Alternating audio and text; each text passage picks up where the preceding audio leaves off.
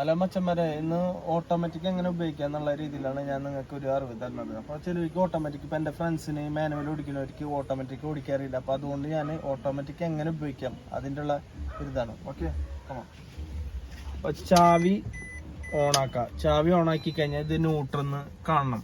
ഡീലായി കഴിഞ്ഞാൽ ഒരിക്കലും വണ്ടി സ്റ്റാർട്ട് ആവൂല. ഇതെപ്പോഴും ന്യൂട്രലായിരിക്കണം. AMT വണ്ടിയാണ് കേട്ടോ ഞാൻ പറയണത്, AMT. അപ്പോൾ ഇതാണ് ഗിയർ ഷിഫ്റ്റ് ചെയ്യുന്ന സാധനം. ഇത് മാനുവലായിട്ട് ഉപയോഗിക്കാം, നമുക്ക് മാനുവലും ഉണ്ട്.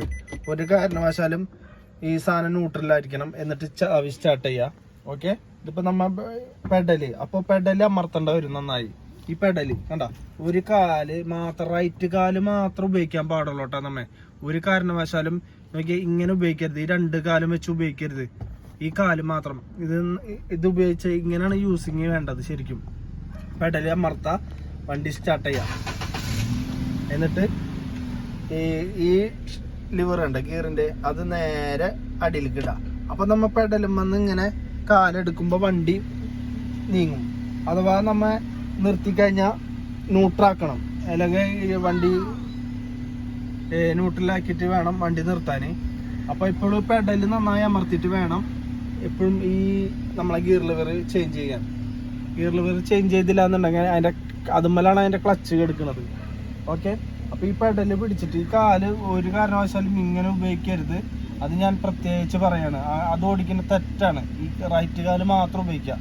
പിന്നെ അത് AMT വണ്ടികളൊക്കെ അങ്ങനെ തന്നെയാണ്. അപ്പോൾ ഈ ഡീൽ കിട്ട വണ്ടി ഡ്രൈവ്.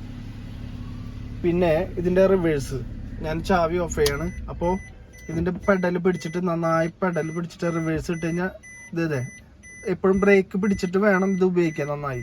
അല്ലെങ്കിൽ പെഡല് നന്നായി അമർത്തില്ല എന്നുണ്ടെങ്കിൽ നമ്മളെ ക്ലച്ച് കുറവായിട്ട് സൗണ്ട് വരും ഉള്ളിൽ നിന്ന്. അപ്പോൾ പരമാവധി പെഡൽ അമർത്തിയിട്ട് വേണം റിവേഴ്സ് ഇടാൻ. സുഖമാണ്. ഇപ്പം ന്യൂട്രൽ ഇട്ടിട്ട് വേണം അപ്പോഴും സ്റ്റാർട്ട് ചെയ്യാൻ. പിന്നെ ഇത് മാനുവലായിട്ട് ഉപയോഗിക്കാം, നമുക്ക് ഓടിക്കൊണ്ടിരിക്കുന്നിടത്ത് തട്ടിയിട്ട് മാനുവലായിട്ട് ഉപയോഗിക്കാം. അപ്പോൾ ഇങ്ങനെയാണ് ഇതിൻ്റെ സിസ്റ്റം. അപ്പോൾ വേറെ പ്രശ്നങ്ങളൊന്നുമില്ല. അപ്പോൾ ഓക്കെ.